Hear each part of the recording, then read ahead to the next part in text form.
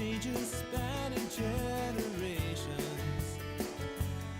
or a shift in the wind, a body dormant underground. This world is right. Welcome to Onward Live, a live stream focused on encouraging you to create a life you love living now.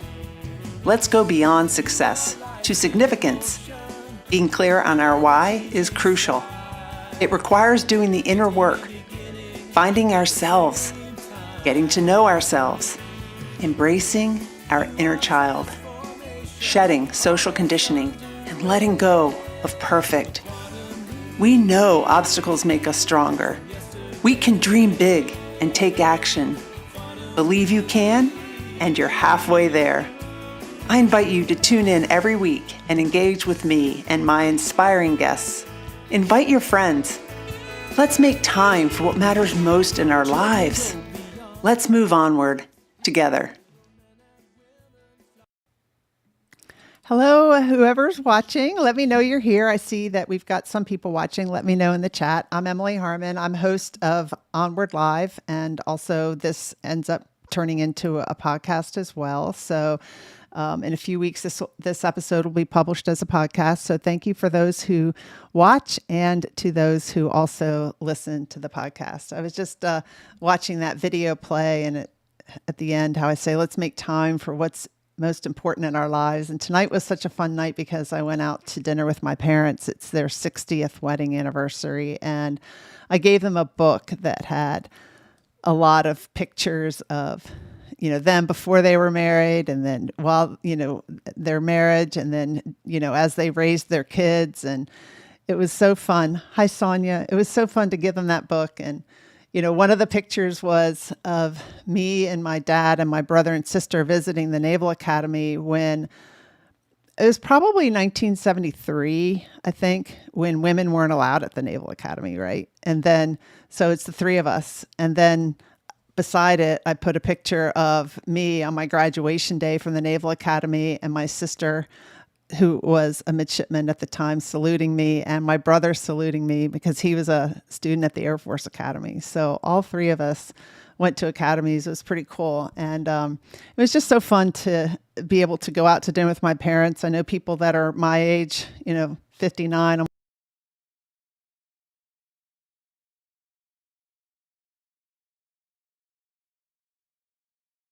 Am really enjoying, and I just got a note said, oops, one of your streams is having connection issues. I'm not sure which one, but stream is trying to restore the connection. So hopefully they can. We shall see. You never know with Restream. But anyway, that was a fun event to celebrate that. And now I'm going to bring in my guest, and Warwick, welcome. And I want to introduce you a little bit. So before we start, you're the founder of Crucible Leadership, which is a philosophical and practical breakthrough for turning business and personal failures into the fuel for igniting a life of significance. And you were only 26 when, as the fifth generation heir to the media empire bearing your family name, you led and lost a multibillion-dollar public takeover bid. And the result was that the company that was founded by your great-great-grandfather slipped from family control after 150 years. And you call that a crucible moment. And you're also a Wall Street Journal bestselling author of the book Crucible Leadership, Embrace Your Trials to Lead a Life of Significance. And you have an undergraduate degree in philosophy, politics and economics from Oxford University, and an MBA from Harvard. And you're an International Coach Federation, ICF certified executive coach. So welcome. Glad to have you here, Fairfax. I was on your Warwick. I was on your show a few months ago. 6 months ago, maybe? And now you're on my show. Yeah.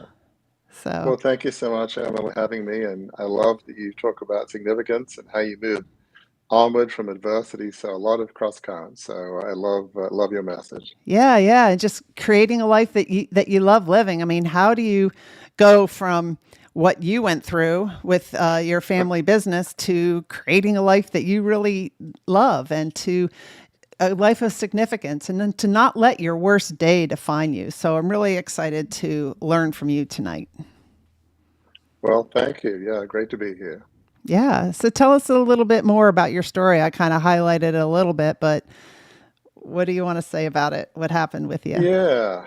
Well, I mean, you did in the intro give some context, but yeah, I grew up in this 150-year-old family media business in Australia. It had newspapers, TV, radio, magazines.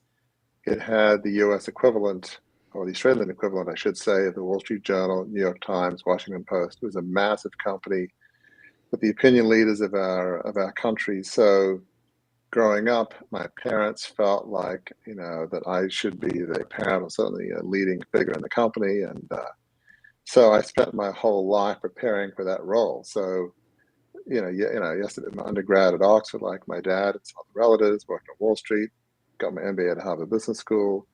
But it wasn't so much about leading a life that I would love. It's leading a life that other people felt I should. And it's funny, obviously, as you're very well aware, in the US, I think it's West Point, they talk about duty on a country. I think that was a Douglas MacArthur speech. And I've never served in the military, but that sense of duty, I mean, it's hardwired into me. So Mm-hmm. whether I enjoyed it or not was irrelevant. It was all about the mission, the cause. And there was almost this sense that, having a media company like that, a newspaper company, it felt like you were serving your nation in a sense. It was like a sacred cause. Yeah. Yeah, there was other cross currents. It was founded by a person of faith, and I'm a person of faith. There's all these cross currents. So basically, where the Crucible happened is in early '87. My dad died. He was in his 80s. I was from his third marriage. There was rumors of instability in the share market. Part of the company was publicly held. And so I felt like, as my parents did, the company had drifted from the vision of the founder. It wasn't being well managed. So in my youthful naivety, as I was finishing Harvard Business School, literally by day I'm in class and by night I'm on the phone to investment bankers. I mean, it's at 26 years old, it's just crazy stuff in hindsight. So armed with a lot of youthful naivety and idealism, which idealism is not bad. It's got to be focused in the right direction. So I launched this $2.25 billion takeover. And from the beginning, things went wrong. Other family members sold out. They didn't really believe in my vision. Didn't want to be locked in a company run by a 26-year-old. I mean, who would? The October '87 stock market crash shut our asset sales. So by the end of the year, we had an unsustainable level of debt. By 1990, 3 years later, Australia went into a big recession. Newspapers are very cyclical, and the company went under. So here I was trying to, restore the company to the image of the founder. Whether that's true or not, whether it was necessary, is a whole nother discussion. Right. But so then in, I guess, early '91, I moved to the US. My wife's American. We met in Australia. So I suppose I had a get out of jail card in that sense. Australia's a wonderful country, but for me, it was so prominent, I couldn't have had a normal life.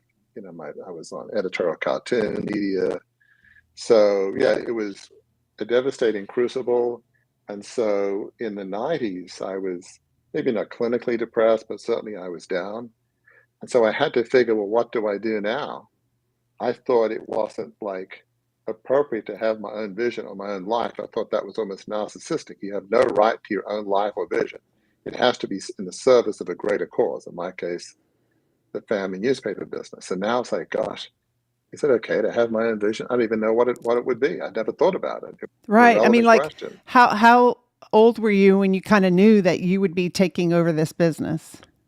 I don't know, birth. I mean, it was, other family members might have had a different perspective, but certainly my parents, and for a variety of reasons, I would have been, if I'd been patient, the major shareholder amongst the family members. So there was some practical reasons.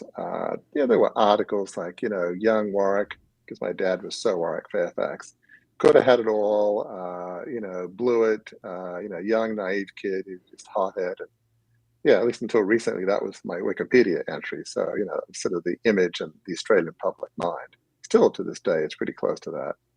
So, yeah. Wow. Wow. And so you were 26 when all this happened, which I think about my daughter. She's 26. That's a lot for, would be a lot for her to take on. And I can see that that was, that's understandable that that was a lot for you. And so why do you call it a crucible moment? So, really, a crucible is a tragedy, something that's very painful. It could be your fault, which largely wasn't my case. It could be something that was done to you. We mentioned earlier, I have my own podcast, Beyond the Crucible, and we've had guests who've had physical crucibles, survivors of abandonment or abuse, illness. And so the crucibles may vary, but it's typically a searing experience in which who you were before is never going to be the same. And so you've got a choice. You either hide under the covers and say, this was unfair, what they did to me was unspeakable, or what I did was stupid. I was more in the what I did was stupid category. And you can either just moan away the rest of your 30, 40, 50 years, and eventually we all have an expiration date. Or you can say, yes, what I did was wrong or stupid, or what was done to me was awful. But how can I learn from this? How can I use this to lead a life of significance, which we call a life all of us dedicated to serving others? So you don't always have a choice about what was done to you. Even if you've made a mistake, you can't undo the mistake. But you do have a choice of how you move forward, how you move onward. And that's sometimes it's hard to see that, right? If you're just really, you said you were down. And I mean, how do you pull yourself out of that? How do you see that there's a way forward? Well, for me, it took years. I mean, I was just in this unrelenting cycle of how could I be so stupid? I had a Harvard MBA. How could I make those assumptions? I mean, I was just beating myself up relentlessly. But, it's really through baby steps. In my case, I live in Annapolis, Maryland, which you're very familiar with the U.S. Naval Academy. Been there 30 years. And so I got a job in a local aviation services company doing business and financial analysis. That was pre-internet just, so they didn't really know who I was, and I didn't advertise it, to be honest. But eventually, gosh, at least pretty analytical. I can, do business analysis fairly well.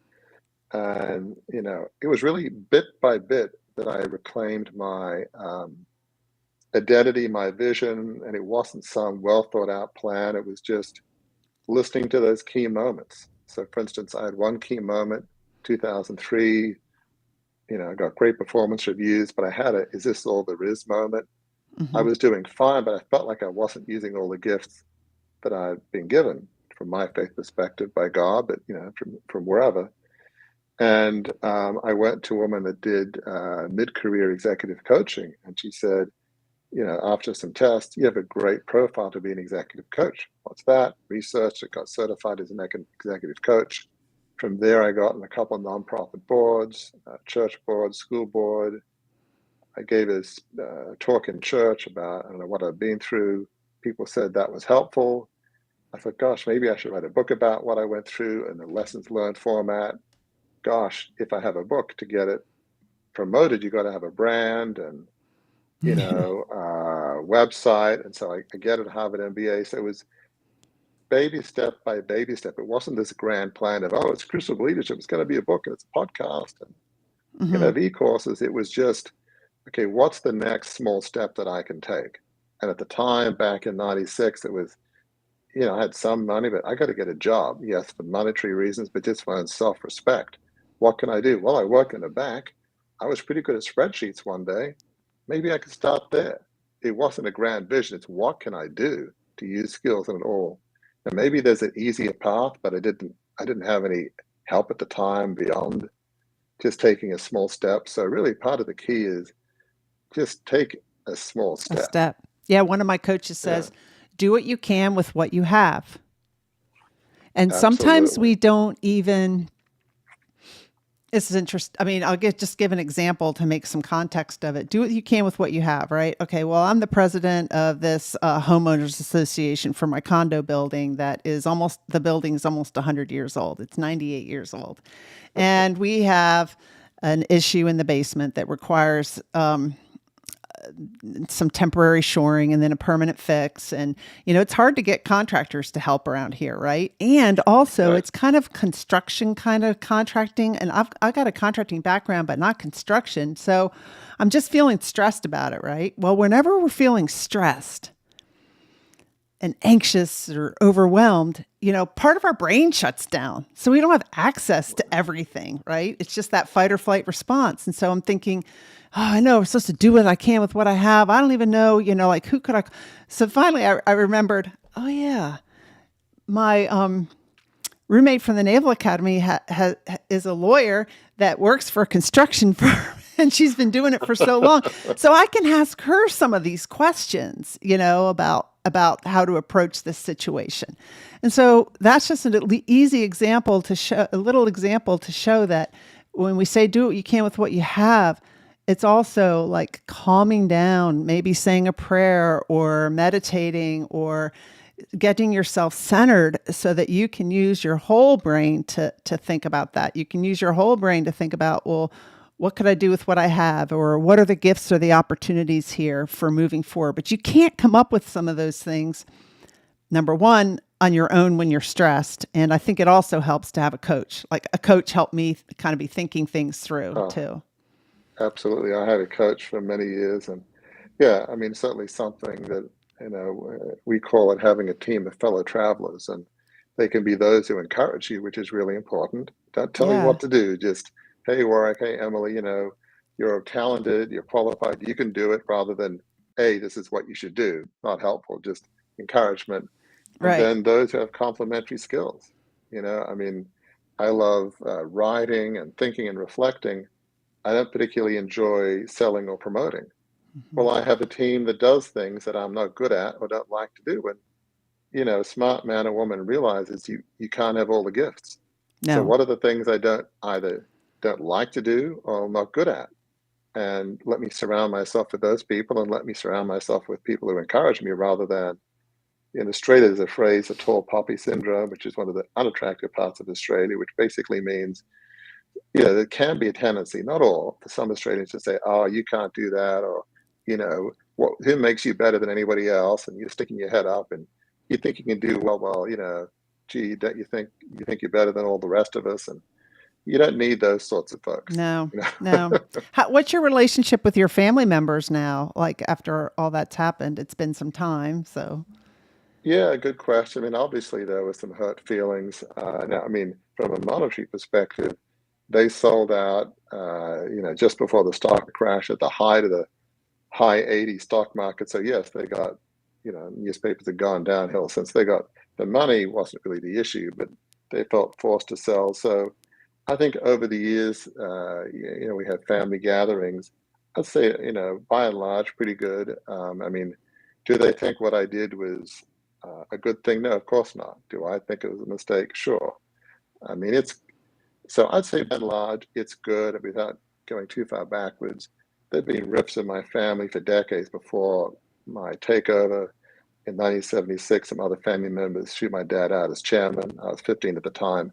Loved my dad. Clearly, I didn't think that was the right thing to do. So there are risks before I came on the scene from a career perspective. But I'd say by and large, pretty good. They realized I may have been foolish and naive, but I had good intentions. But yeah, it's by and large, pretty good. It's not they weren't bad people. So yeah, I mean, not bad considering. hmm yeah. So when you say what you did, what was it that you did? I mean, your father passed away. You're supposed to be taking over the company. Is there one thing that you did or just some decisions that, didn't go well or?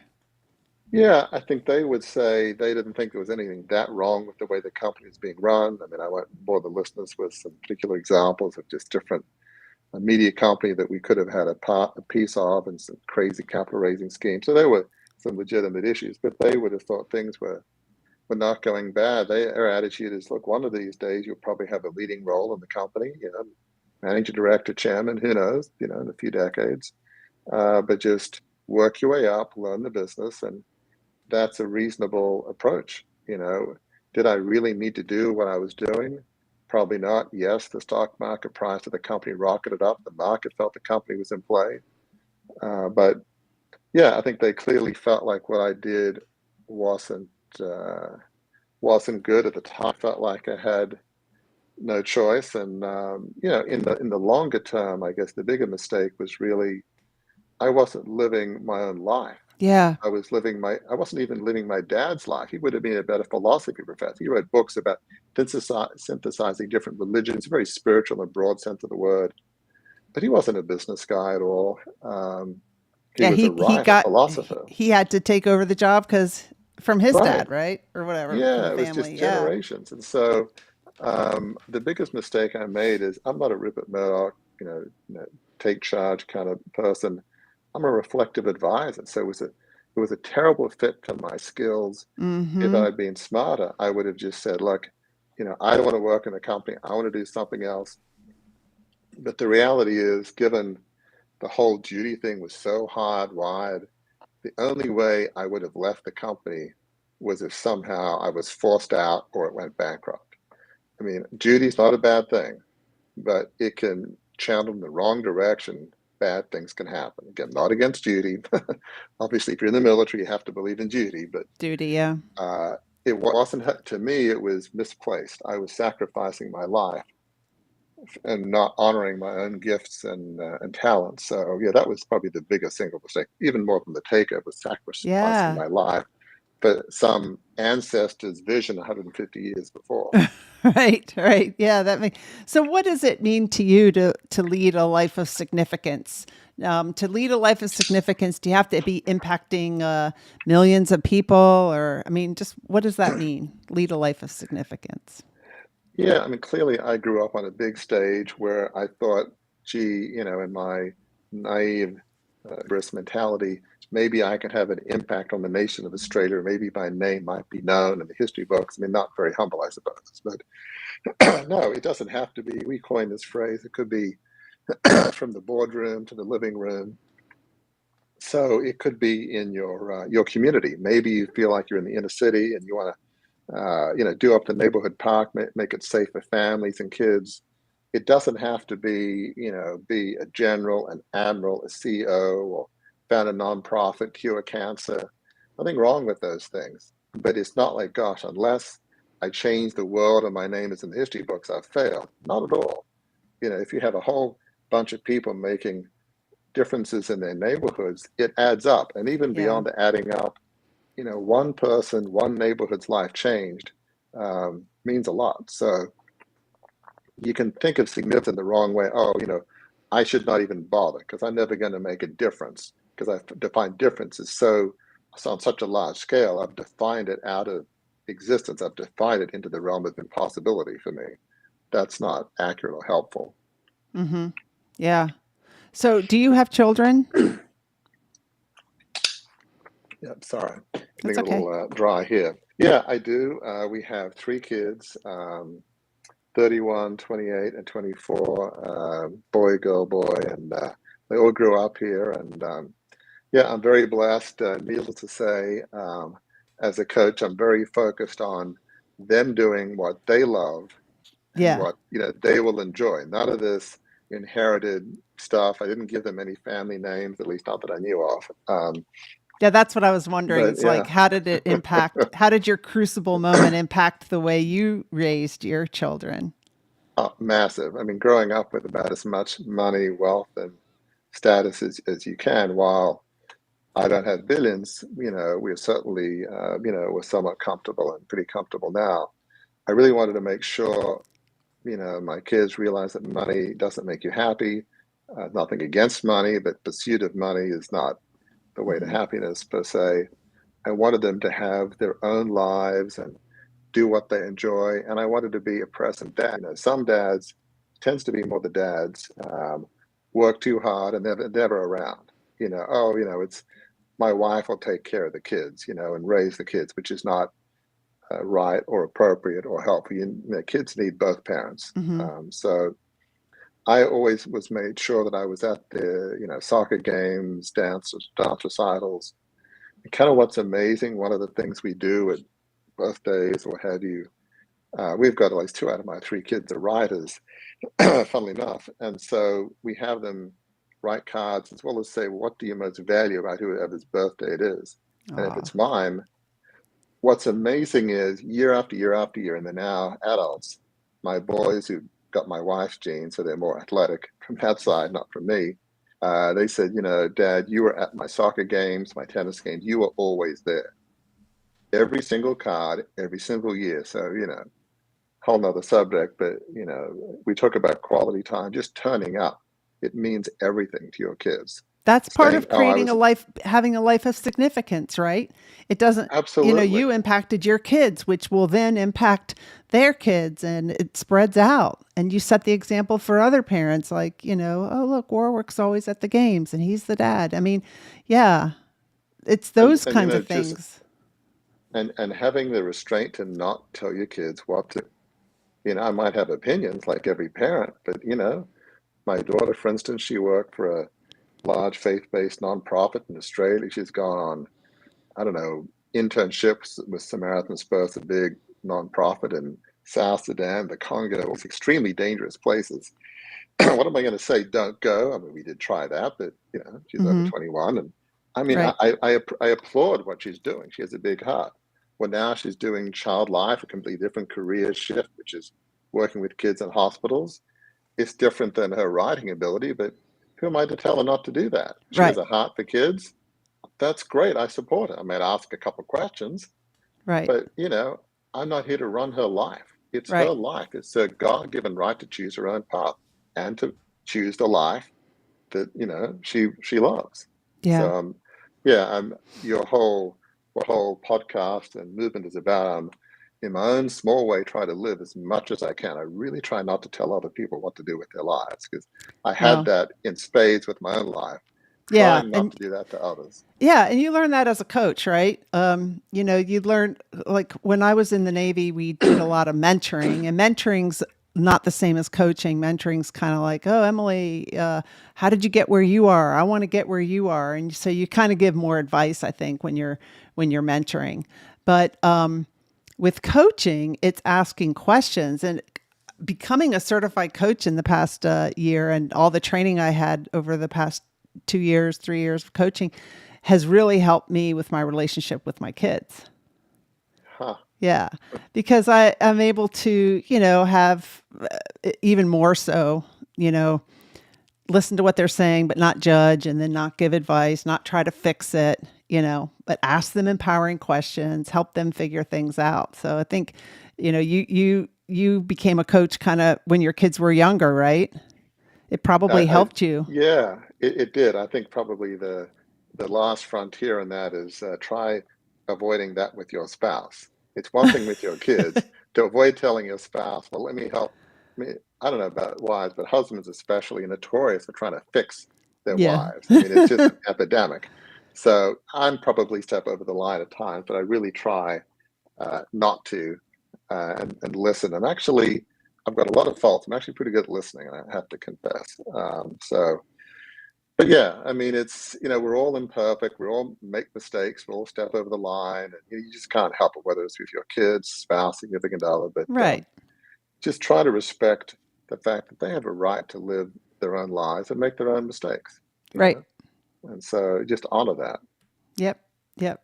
And so you said something in your notes that you sent me about the refining cycle. There's some cycles that you go through in order to move beyond this crucible experience. Yeah, absolutely. I mean, the first one, and it's funny, we've done an assessment at Crucible Leadership, and uh, we've had about over 8,800 people respond. And what's amazing is over 71% have had a crucible experience, something that was so painful that it fundamentally changed their life. So, crucibles are very common, unfortunately. So the first thing is really to kind of analyze a bit what happened. If it's your fault, like me, largely me, it's like, well, what happened? Well, it's, I was living somebody else's design. I was listening to the bad advisors, not the good advisors, which is a whole nother discussion. series of things, significant mistakes I made. So learn the lessons of it. Part of that moving forward, and every guest we've had on our podcast has proven this to be true, there's an aspect of forgiveness. And we're very clear, it doesn't mean condoning. We've had people who've been abused, so that's about as hard as it gets, obviously. So you never condone behavior that's reprehensible. But so forgiveness is not so much for others, it's more to be able to move forward. You're worthy of forgiveness. It's a bit more clear cut when it's your fault. So there is an aspect of forgiveness. Understand your design. I believe we're all designed by God a certain way, whether it's mathematical, artistic, introvert, extrovert. Whatever your design is, don't fight it. So if you're a scientist and you don't have an artistic bone in your body, does it really make sense to devote 10 years of your life to painter? I mean, if that's what you want to do, great. But maybe it might be better to channel that into the sciences or vice versa. So my framework is don't fight your design. We do have some constraints. We all have some degree of constraints, whether it's Right. height, or there's all sorts of things that are not easy to change. So understand your design, and then what a lot of people don't do is understand your fundamental beliefs and values. It's about a particular religion or philosophy. We all believe certain things. It's honoring your own beliefs, treasuring that. Don't ignore that. It's not about other people's opinions, about your own sacred truth, and have an understanding of that. And then in terms of creating a vision for your life, understanding the lessons from your crucible, understanding how you designed, what you're off the charts passionate about, which will often be linked to beliefs, or it can come from the ashes of your crucible. And then just take baby steps, try different, things, try different small journeys of vision. And gradually over time, a vision that you're off the charts passionate about will happen. I guess the final piece when we talk about life of significance is that our framework is living some narcissistic life. It's all about me and I don't care about anybody else, and I'll be rich and have Ferraris and boats.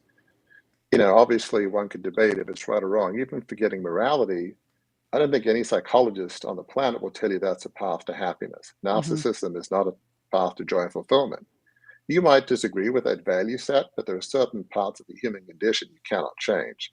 And one is we're wired to only get joy and fulfillment if we're serving others or some higher purpose, how we see that. And that could be different for different people. So, embrace certain rules, if you will, of humanity, which, even if you don't think it makes sense, and even if you're a narcissist, which maybe you wouldn't even listen, basically, life significance is where joy and fulfillment. I'm sure what you do gives you incredible joy. When I see somebody that says, what you said helped me, as I did when I gave a talk in church all the way back in 2008, the birth of the book, it meant everything to me. It's like a drop of grace. Gosh, my pain, my story can help somebody else. Yeah. I don't need 100 stories. One was great. And I've had a few more than one. So that's really the refining cycle. It's understanding, learning the lessons of your crucible, understanding your design, anchoring in your fundamental beliefs and values. And then from there, you'll find a vision you're off the charts passionate about, and make sure that vision is helping you live a life of significance. That's the way to living a life that you love and other people will actually love because you're helping them. Yeah. I mean, I think so many of us maybe don't have the similar experience to you, but we grow up being told, you're going to go to college, you're going to do this, you should do that. This is the way you should go. So I guess one thing I'm wondering is, I wonder what would have happened if you didn't, the company stayed afloat and stayed under you. What do you think? Do you know? Would you have finally realized this isn't what I love doing? I want to do something different? I wonder.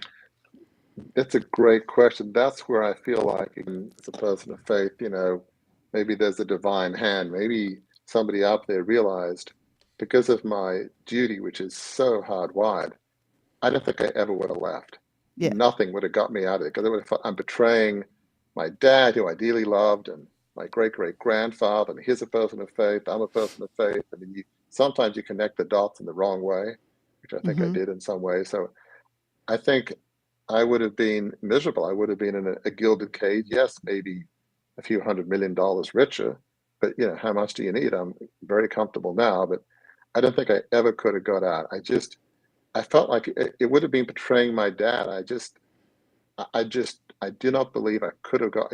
You could have given me decades of coaching, but I'm betraying my dad. I mean, anything's possible. I think it's highly, highly unlikely that I ever would have left. I think this is the only way I could have left is the way it happened. Not that it's good with the pain and the 4,000 plus employees. And so like tried to do it, but no, I think for my own life, I said recently, it was really deliverance getting out of that company, getting out of the gilded cage. We tend to sometimes look at things as either good or bad. And a lot of our stress can come from, what we think about a circumstance or a situation instead of just accepting it as it is. It happened. We create a lot of stress for ourselves trying to wish something were different or fight something. And, the book Untethered Soul is a good book that talks about that. It's like, how do we accept what has happened and move forward? So what are the things that you cover in your book? Well, it's in my book, I obviously talk about my story and the story of my family. My dad's Warwick Fairfax, and the founder of the company, John Fairfax, and just their great lessons learned from their lives. John Fairfax, certainly, he went through a lot of crucibles, and it's just remarkable his ability to forgive and move forward and be, a big person, so to speak. So there's that strand. There's also a story from faith leaders, some in the Bible, Gandhi, and it doesn't so much matter whether you believe in that particular faith perspective, but learning from people that made big mistakes and had to have some degree of contrition. And as somebody that I've always loved history, there's stories of historical leaders. Yes, I've always loved American history. It's my favorite part of history. Even growing up in Australia, I had a history teacher that loved American history, so power of teachers. And so obviously there's stories about, Roosevelt and Washington Lincoln, but my dad was a big Anglophile, so a lot of stories from British history. And with your military background, you would obviously be familiar, Duke of Wellington and the Battle of Waterloo fame in 1815, and then naval hero Admiral Horatio Nelson at Battle of Trafalgar in 1805. And so with all of these strands, what are the things we can learn from these leaders? Even in history, there are certain aspects of how Nelson led that was off the charts relevant to today. The whole Band of Brothers theme comes from Shakespeare, but he had a band of brothers, of captains. I think about, was it 14 out of 17 became admirals, which is a fairly high ratio, as you would know better than me. Different era, but they would just go a fire for him because he backed them up to such a degree. It's like, there's pretty much nothing we can do so long as it's bold and innovative. He'll support us. Wow. Who has that kind of boss? Yeah. It's rare. So no wonder he was so successful. But anyway, there are other aspects to him. So basically, it talks about these strands, but really at its heart, it's, and we talk about this a lot on our podcast, Beyond the Crucible, is how do you bounce back from your worst day? How do you not let a mistake or something to you define you? How do you lead a life of significance? There's obviously a lot of leadership thoughts in that book, but it's very personal. I'm very honest about my own failures and stupid decisions. And it was pretty painful to write. When I write about my own story, after a couple hours a day, I say, I got to stop this because this is exhausting. Yeah, I bet you it was painful. And, not all of us have had a crucible experience that's in the public eye, right? Oh my gosh. And you're in the book, in the center, you've got photos. One of the things when you're in the public eye, when you make mistakes, or if you don't make mistakes, you have editorial cartoons. So they're never fun. If it's somebody that you don't like, it's actually funny, depending on your political or business viewpoint. But if it's you, it's typically not funny. Right. It's personal. And there was like me dressed up as some, Genghis Khan, Mongol raider, young Warwick, as he used to call me, destroyed in a day what took over 100 years to build. Here I am on a horse, Mongol horse with the whole fur hat and the moustache, and yeah, they were pretty brutal. There was another one. How do you start a small business? Give Warwick Fairfax a big one. I mean, there was Oh, some oh brutal man, that cartoons. hurts. Yeah. So, but yeah, it feels like a lifetime ago. But yeah, so not everybody goes through that kind of epic crucible, but many listeners, will have been fired, will have been let down by parents, family members, physical tragedies, abuse. I mean, you know, I've often said on my podcast, especially early on, what I went through was nothing compared to what you went through. I'll give you one small example. We had early on, David Charbonnet was his name. He was a Navy SEAL like his dad, and he was paralyzed in a training accident. And his dad said, in all honesty, and you would know better than me, you don't joke about this. He said, my son would have been as good a SEAL as any SEAL. Right? If you're a SEAL yourself, you don't say that idly. Mm-hmm. And so I said to this guy, and he's, maybe, I don't know, early 30s. He now runs a clinic for vets in San Diego that has some of the top equipment, you would find. And I was almost apologetic, saying, look, what I went through is nothing compared to what you went through. And he said, you know what, Warwick, your worst day is your worst day. Yeah. And that was so generous of him. But I learned a lot from him. And so it's easy to say, oh, I went through is nothing like what you went through or whatever. Your worst day is your worst day. If you feel like today you're at the bottom of the pit and it's miserable, it's not a competition. It's not a scorecard. No. So don't be ashamed or feel like, oh, I shouldn't be miserable because I have a friend that went through so much worse and I feel embarrassed. No, your worst day is your worst day. Yeah, that's good advice, because a lot of times we're still feeling bad, but we diminish that and don't, I think the other thing I've learned is how important it is to feel those feelings and don't minimize them, but feel them, let them flow through your body instead of just ignoring them and shutting them down. I did that a lot for a lot of my life. And one of my past guests, I think I say this on every episode, she said, when you shove your feelings to the basement, they lift weights. And, when I went on your show, I was talking about my Crucible experience, which is, Right. Right after I retired, when my former husband died, my kid's dad, and, all the feelings that I had shoved to the basement because I was so busy working and raising kids as a single parent, came back. And so the important thing is to feel them, don't diminish them, acknowledge them, name them, talk about them, and let the energy flow out of you. Don't fight them and don't shove them down and ignore them. What you're saying, Emily, is so important. I know it's your podcast, not mine. And my podcast, I say, listeners, pay attention to what Emily just said. So forgive me. But it really is important because, I have a lot of faults because I'm almost hyper reflective, especially over the last, I don't know, decade or more.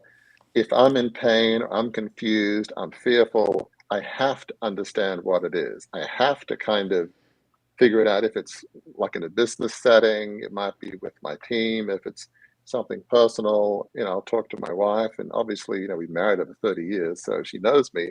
Mm-hmm. And so, Gail is her name. I say, Gail, I just feel like scared. I feel fearful. I don't know what's wrong. And we'll talk about it, and she'll throw a few trial balloons, and eventually we'll figure it out. And being people of faith, I pray about it and all. And but it's really helpful because if I know what it is, then I can figure out a way to move on, whether it's forgive myself, or it's okay to be uncertain, but more than half the battle is understanding why we're fearful, afraid, angry. We're all human. Right. It's not weakness to be fearful and angry and afraid and depressed at times. Everybody on the planet is. Right.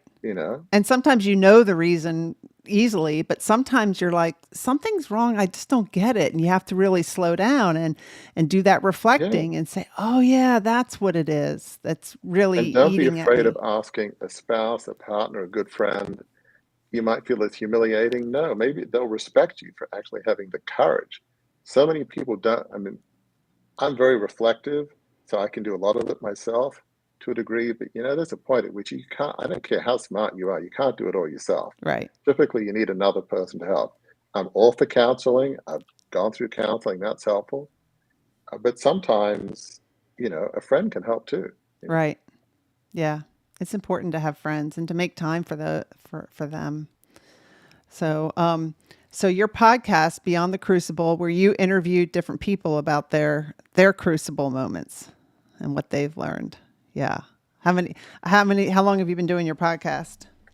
Oh, a few years now. I think we have over, is it 100, 120 guests? I'm not sure, but I feel like I've learned so much because they're Mm-hmm. all in the sort of, they've been through a crucible. Obviously, wouldn't have them on if they hadn't got beyond them in some fashion because Mm-hmm. we want to give people hope, not to depress our Right. listeners, obviously. It's all hopeless, give up, jump off a bridge. I mean, that's not really what we're trying to promote. Mm-hmm. But I'm staggered by how much I've learned. I mean, just a couple of examples.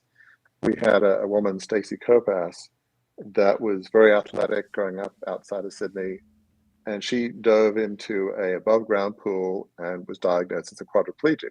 Mm. Now, a lot of 12, 13-year-olds are told by their parents, don't dive into an above ground pool. And when you're that age, you think you're bulletproof. Again, she was very athletic.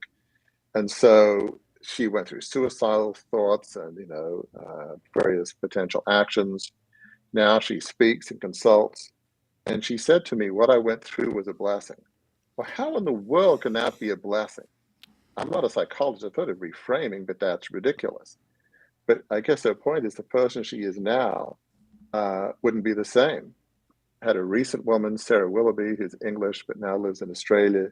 She went through secondary infertility. And I've never heard of that before. I've heard of infertility, but secondary infertility is you get pregnant once you have a child, but then for some reason you can't have any more kids. Oh, And wow. so she went through every treatment you can imagine, and which one almost killed her. And so she wrote a book called Infertility Saved My Life.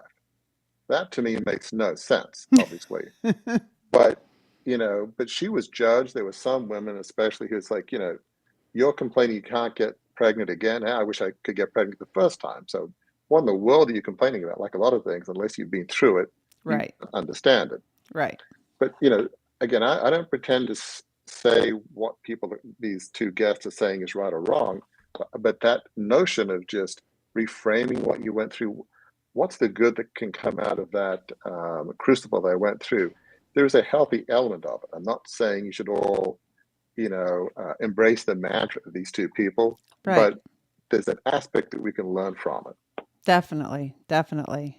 Well, I put your podcast up here. It's Beyond the Crucible, so people can listen to that. And then your book is Crucible Leadership, Embrace Your Trials to Lead a Life of Significance. And then folks can connect with you on LinkedIn and also your website, which is crucibleleadership.com. And I'm assuming that they can order the book there and find out more about your coaching Absolutely. and all that stuff. Yeah. Yeah. I mean, the book's on, Amazon and Barnes and Nobles and, wherever books are sold. It's Right. yeah, And then you have a Facebook page, Crucible Leadership. So exactly. yeah. Yeah. Well, I commend you, Warwick, for sharing your story and then also starting the podcast, writing your book, and leading a life of significance, setting the example for how we can all do that. Yeah. Yeah. I mean, I just feel blessed to be doing what I'm doing, and I have a wonderful team that helps me do what I do and do the things that I don't enjoy. And, one of the things I really try to keep centered on, I think we all have to be centered, whether it's faith, spirituality, philosophy, is I love doing what I'm doing, but it doesn't make me a better person. If I reach one more person or one more person reads my book, or I have one more good guest, it doesn't make me a better person. So if you're not careful, I mean, people in ministry can fall into that trap. Oh, I have a bigger church. And again, I'm an elder in a non-denominational church in Annapolis, so I get it. But, if you're not careful, you can start to feel like, okay, now that I'm at X level, I'm big time, I'm a better person. Look how many people I'm helping. So don't get caught up. Even doing good can be turned into something bad. If you Yeah, believe that's in true. You can get caught good up in versus like, evil, dark versus light, kind of the whole Star Wars yeah. thing. How many likes do Just I have on my posts? So no one's liking them. So, that must exactly. mean I'm So, not making a difference and whatever. so I Yeah. guess one maybe a theme I'd really encourage listeners to think about is whatever your spiritual philosophical anchor is, take time to meditate, pray, read, whatever your go-to system is. And you just got to keep anchored with a few close friends, spouse, significant other. By all means, live the life that you love, live a life of significance, but don't think all this doing makes you a different person. Keep humble, always try to learn, because if you're not careful, one day you're doing a lot of good, and it's easy to snatch defeat out of the jaws of victory. And Hmm. your ego can get warped by success, and you can say, Warren, you've changed. You're not the person. You're on a great track. You've changed, and you're drinking the Kool-Aid. You're just believing your own press clippings. It's like it's so sad. You had this Hmm. great vision, and it's now got tarnished. You know, Yeah. and you don't want to be that person. The only way that happens is stay true to your mantras, philosophy, whatever that is. You've got to find a spiritual, philosophical framework that keeps you centered every day, and ideally some other people who, same kind of philosophy, or people that can encourage you, whatever that means to you. But yeah, it's so important. Yeah. That's great. That's great advice, Warwick.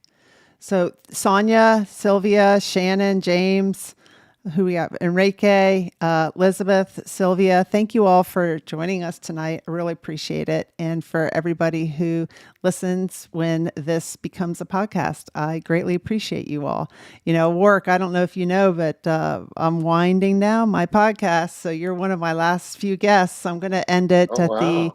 I think November 2nd is the last podcast episode I'm going to do. That'll be a solo cast where I'm Uh-huh. talking about kind of what I've learned. But 3.5 years, I'm just feeling ready to I want to create more time and space for myself to do some hiking. Yeah.